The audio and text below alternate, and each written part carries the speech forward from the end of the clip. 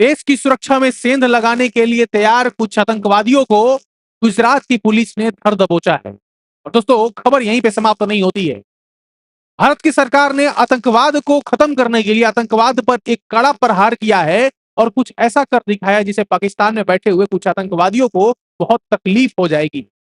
इन सारे बिंदुओं पर ध्यान से चर्चा करेंगे, विस्तार पूर्वक चर्चा करेंगे। फिलहाल मेरे पीछे इन सारे तस्वीरों को आप देखिए। इन सारे तस्वीरों में आपको कुछ कॉमन चीजें दिख रही होंगी जो आप भली भांति समझते हैं और जानते हैं।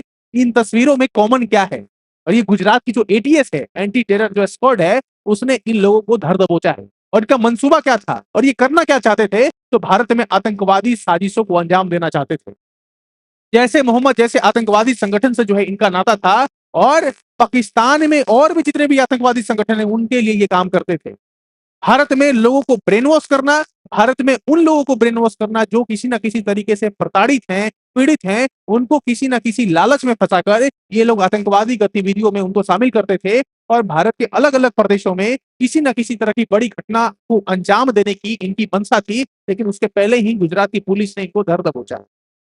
दोस्तों, आप सबको पता होगा कि भारत की सरकार जो है आतंकवाद को लेकर जो है जीरो टॉलरेंस की पॉलिसी अपनाती है। यूनाइटेड नेशन जनरल असेंबली में जो हमारे रिप्रेजेंटेटिव है उन्होंने भी इस बात का कड़ा रुख जो है अपनाते हुए कहा था कि भारत जो है इसको किसी भी तरीके से बर्दाश्त करने वाला नहीं है। अगले स्लाइड में आप देखिए ध्यान से।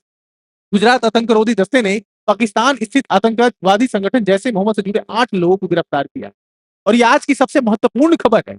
लेकिन एक खबर और आपको बताने वाला हूं जो सुनकर आपका दिल खुश हो जाएगा। और दिल क्यों खुश हो जाएगा, ये आप पहले खबर देख लीजिए, फिर आपको समझ में आएगा कि भारत ने पाकिस्तान में छिपे 23 दुश्मनों को आतंकवादी घोषित किया।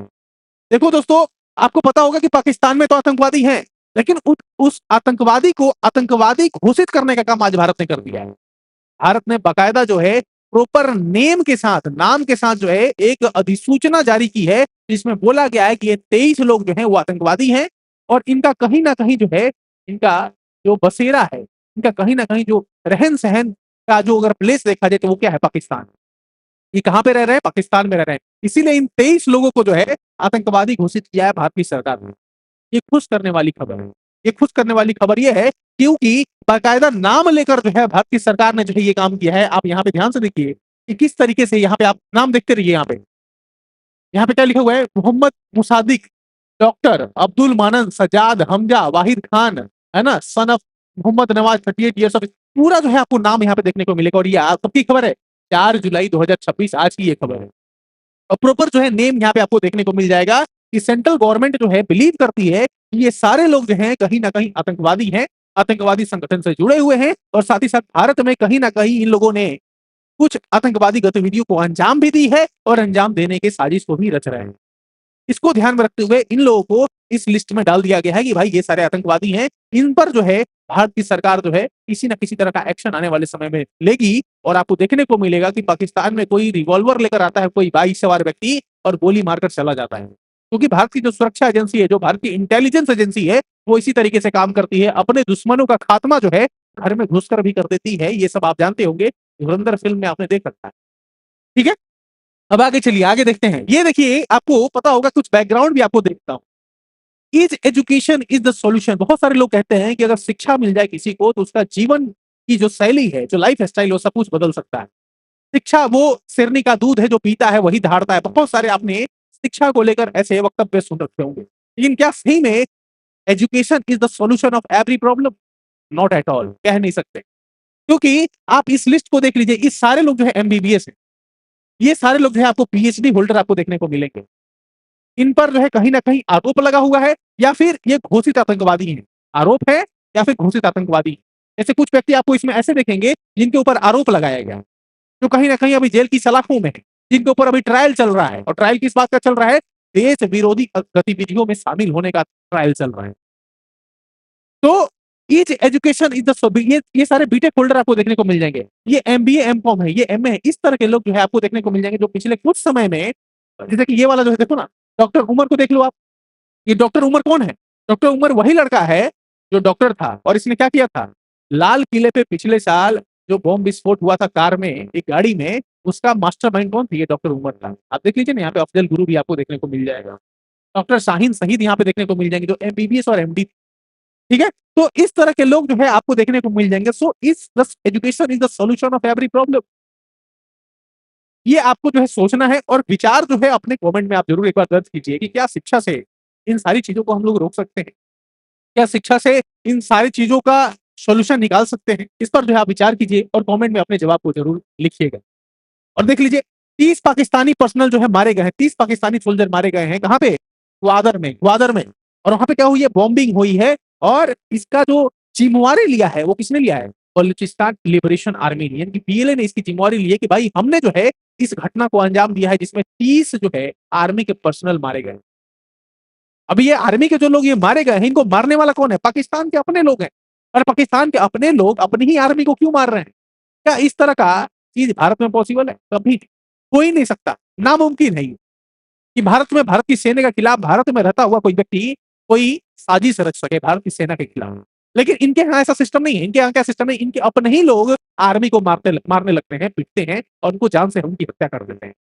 भारत की सेना को कुछ करने की आवश्यकता नहीं है, क्योंकि पाकिस्तान के अंदर रहने वाले बलूचिस्तान लिबरेशन आर्मी ने भारत की सेना की जिम्मेवारी उठा ली है। और इनका एकमात्र मकसद है कि पाकिस्तान आर्मी को धूल चटा देना, और धूल चटा भी रहे हैं। और शायद यही कारण है कि 30 लोग मारे गए हैं और इसकी खुलेआम जो है जिम्मेवारी भी ये लोग ले रहे हैं, बलूचिस्तान वाले, कि भाई हमने मारा है, तुम्हारे अंदर इतनी हिम्मत है तो आकर जो है हमसे पंगा ले लो। और इनके अंदर इतनी हिम्मत नहीं है पाकिस्तान आर्मी के अंदर कि बलूचिस्तानी को किसी भी तरीके से ये लोग मात दे सके, क्योंकि ये बलूचिस्तान के जो लड़ाके हैं इनके पास जो है अत्याधुनिक हथियार है। और ये अत्याधुनिक हथियार कहां से आ रही है सब आप जानते हैं कि कौन लोग सप्लाई कर रहे हैं। फिर आप देख लीजिए, Baloch liberation army BLA has claimed responsibility for a bomb attack on a Pakistan post guards camps Jiwani Balochistan. ठीक है। फिर आप देखिए, the group says it's Majeed brigade killed over 30 security personnel and injured dozen after storming the camp. तो 30 लोग तो मारे जा चुके हैं, लेकिन घायलों की संख्या तो बताई नहीं जा रही है। इससे पूरी दुनिया में इनकी बेइज्जती हो सकती है। अब आप ये सोचिए कि जो देश इतनी अस्थिरता से जो है गुजर रहा है, उस देश के राष्ट्राध्यक्ष जो हैं, उनके जो प्राइम मिनिस्टर हैं, उनके जो चीफ ऑफ आर्मी स्टाफ है आसिम मुनीर है, और भी जितने भी मंत्री हैं, वो सारे मंत्री इस समय कहां पे हैं? इस समय ये सारे मंत्री जो है ईरान में पहुंचे हुए हैं, अयतुल्लाह खमेनी के सेरेमनी में, मॉर्निंग सेरेमनी में जो है पहुंचे हुए हैं, फेयरवेल सेरेमनी में पहुंचे हुए हैं। इनको अपने देश के लोगों की कोई चिंता नहीं है, अपने देश की आर्मी की कोई चिंता नहीं है। भारत की सरकार का भी निमंत्रण आया हुआ था ईरान से। नरेंद्र मोदी जी को निमंत्रण दिया गया था कि भाई आप आइए, अयतुल्लाह खमेनी के जो है फेयरवेल सेरेमनी में आप पार्टिसिपेट कीजिए। क्या नरेंद्र मोदी ने इस पार्टिसिपेशन के ऑफर को स्वीकार किया था? क्या नहीं किया था?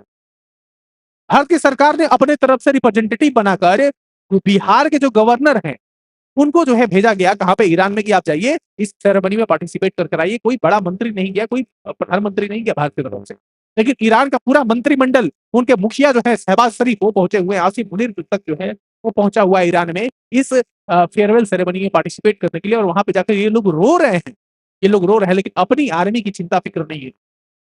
आगे देख लीजिए आप, महत्वपूर्ण खबर ये भी है कि भारत की सरकार कल जो है प्रेस कॉन्फ्रेंस जब कर रही थी, जिसमें रणधीर जायसवाल जी जो मिनिस्ट्री ऑफ एक्सटर्नल अफेयर्स के स्पोक पर्सन, उनसे सवाल पूछा गया। उन्होंने क्या बोला है? महत्वपूर्ण बात बोली है कि भाई no revival of Indus treaty if Pakistan does not end terror. किसी भी तरह का कोई जो है इसमें समझौता नहीं होगा अगर आप आतंकवाद को खत्म नहीं करते हैं, तो इंडस वाटर पे कोई बातचीत हो ही नहीं सकती। आप जिस तरीके से आतंकवादी गतिविधियों को अंजाम देने की कोशिश कर रहे हैं, आपके बहुत सारे आतंकवादी भारत में पकड़े जा रहे हैं जिनको आप वहां से ऑपरेट कर रहे हैं। बहुत सारे स्लीपर सेल्स जो है एक्टिव हैं आपके भारत में। इन सबको जब तक आप खत्म नहीं करेंगे, उन सबको जब तक आप डिमोलिश नहीं करेंगे, इरेडिकेट नहीं करेंगे, तब तक इंडस वाटर पे किसी भी तरह की बातचीत जो है भारत की सरकार नहीं करेगी। इसको क्लियर कर दिया है रणदीप जायसवाल ने, और कड़े शब्दों में किया है। ये पूरा आर्टिकल अगर आप पढ़ेंगे तो आपको समझ में आएगा कि भाई no revival of Indus treaty if Pakistan does not end terror. This is a clear cut instruction by the Indian government to the Pakistani government. It is clear to all of you. Let's move the next slide. अगर इस slide को आप देखें तो महत्वपूर्ण बात क्या है, यहाँ पे आप देखिए एक व्हील चेयर चल रहा है और व्हील चेयर में एक व्यक्ति बैठा हुआ है। ये व्यक्ति कौन है? सीआईए का एजेंट है। व्यक्ति, ये जो व्यक्ति है ये सीआईए का एजेंट है। इसकी खबर आपने कुछ महीने पहले सुन रखी होगी। और इसका काम क्या था? म्यांमार में और भारत के नॉर्थ ईस्ट में जाकर कुछ गतिविधियों को अंजाम देने की इसकी मंसूबे थी, की साजिश थी। लेकिन इसको भारत की एनआईए, नेशनल इन्वेस्टिगेशन एजेंसी ने इसको घर दबोचा और आज जो है ये कोर्ट वोट की चक्कर लगा रहा है। देख लीजिए खबर क्या है। Myanmar training module case, 5 Ukrainians and 1 US national brought to Patiala house court in NIA case. Patiala house court पे इसको पेश किया गया है। इस व्यक्ति को आप जानते हो, इसके लंबे लंबे बाल थे, लंबे लंबे जो है बियर्ड थे, इसके दाढ़ी थी। इसको जो है एनआईए ने कोर्ट में पेश किया है। कौन से कोर्ट में? पटियाला हाउस कोर्ट में। They were produce after expiry of judicial custody. They have been arrested in a case linked with giving training to ethnic war group in Myanmar.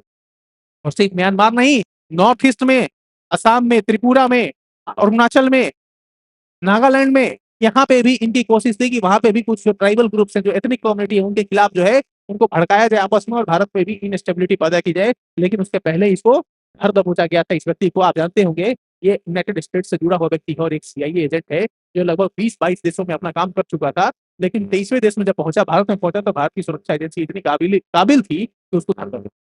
फिर आप देख लीजिए, महत्वपूर्ण खबर क्या है कि आपको पता होगा कि मैंने पिछले वीडियोज में आपको कवर करके बताया था कि किस तरीके से चीन जो है वो अरुणाचल प्रदेश में घुस रहा है। और अरुणाचल प्रदेश में ये घुस रहा है, इसकी जो पुष्टि है वो वहां की जो जनजातीय ग्रुप है, जो ट्राइबल ग्रुप है, उन्होंने की। भारतीय सरकार जो है इस पर जो है अपना प्रतिक्रिया दे रखी है। उन्होंने कहा कि भाई ऐसी कोई घटना नहीं हुई है। लेकिन जो इंफॉर्मेशन वहां से मिल रही है वो ये प्रूफ कर रहे हैं कि कहीं ना कहीं कोई ना कोई तो इंसिडेंट हो रहा है अरुणाचल प्रदेश में। आपने देखा होगा डोकलाम में जिस तरीके से घटना हुई, आपने देखा होगा लद्दाख में जिस तरीके से घटना हुई, उसके बाद से भारत की सरकार और चाइना के बीच में जो है अच्छे संबंध नहीं थे। हालांकि ये सब संबंधों में सुधार हो रहा था।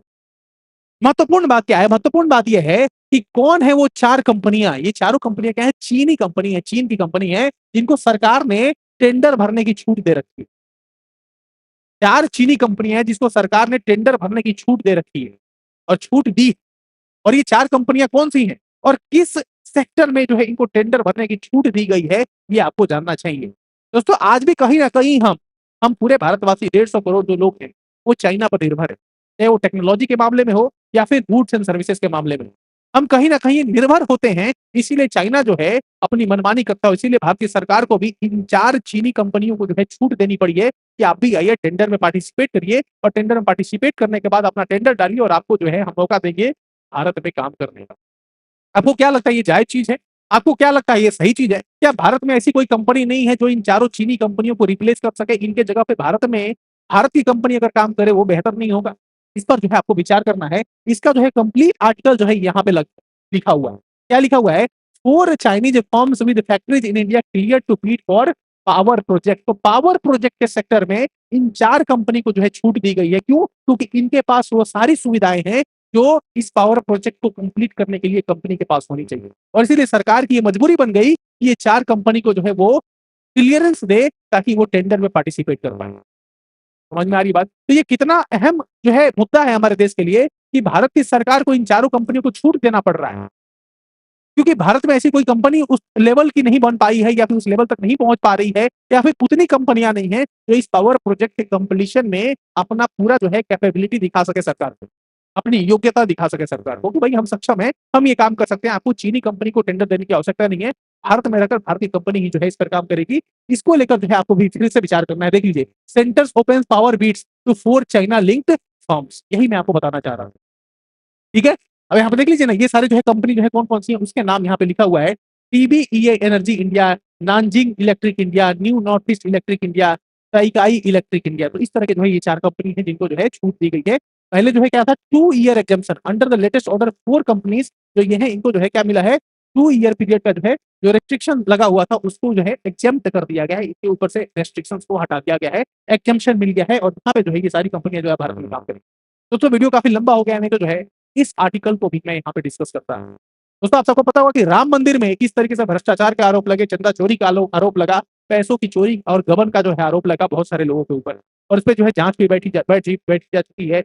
यूपी की सरकार, भारतीय सरकार जो है इस पर जो है कड़ी निगरानी रख रहा है इस जांच के ऊपर। लेकिन अभी क्या खबर आ रही है कि बद्रीनाथ धाम में चढ़ावा चोरी के आरोप जो है लगे हुए।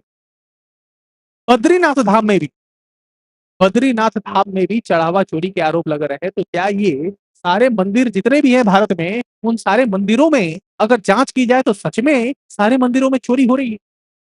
और इसको लेकर जो है बद्रीनाथ की जो कमेटी है, जो टेम्पल कमेटी है, वो काफी सख्त है और उसने कड़े निर्देश दिए हैं कि भाई इस पर जो अब जांच बैठेगी। तो क्या भारत के हर एक मंदिर में ऐसी ही साजिश रची जा रही है? वहां के जो पैसे उनको ऐसे ही गबन किया जा रहा है, उसमें घोटाला किया जा रहा है, उनकी चोरी की जा रही है? इस पर जो है अगला वीडियो लेकर आऊंगा। उस वीडियो को ध्यान से देखिएगा और इस वीडियो में शुरुआत करेंगे हम अयोध्या के राम मंदिर से और बाकी सारी मंदिरों में किस तरह का जो है ट्रस्ट काम करता है, किस तरीके से जो है पैसों का मैनेजमेंट होता है, जो दान दक्षिणा जो दी जाती है मंदिरों में बड़े बड़े मंदिरों में उनका मैनेजमेंट कैसे किया जाता है। आपने देखा होगा पटना में हनुमान मंदिर भी है। हनुमान मंदिर क्या करता है, उसके पास जितने भी दान दक्षिणा आते हैं उससे बहुत सारे वो हॉस्पिटल्स, बहुत सारे स्कूल्स और बहुत सारी चीजों को मैनेज करता है। तो इसको लेकर ट्रांसपेरेंसी यानी कि पारदर्शिता अगर नहीं है, अकाउंटेबिलिटी नहीं है किसी की, तो फिर तो पैसों का गबन होगा। और इस पर जो है सरकार के क्या नियम कहते हैं, टेम्पल का जो ट्रस्ट होता है वो क्या कहता है, जो प्रबंधक कमेटी बनी रहती है वो क्या कहती है, इसको लेकर जो है अगला वीडियो बनाऊंगा, उस वीडियो को आप ध्यान से देखिएगा। फिलहाल इस वीडियो में यहीं यहीं तक मिलते हैं किसी और एक वीडियो में नए टॉपिक के साथ। Take care, have a good day. जय हिंद, जय भारत।